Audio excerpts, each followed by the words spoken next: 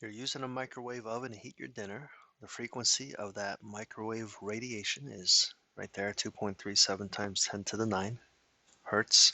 What's the energy? We can relate energy and frequency using this equation. E equals Planck's constant times the frequency. Just plug and play.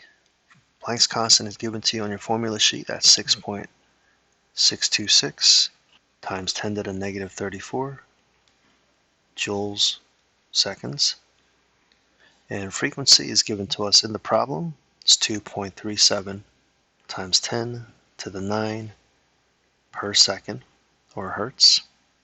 You'll see that the seconds cancel out.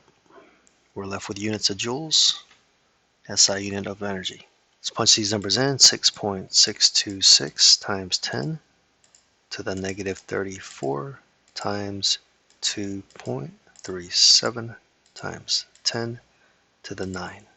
Measurement given in the problem has 3 significant figures, so our answer, which is calculated from that, should also have 3.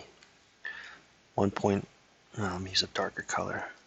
1.57 times 10 to the negative 24 joules.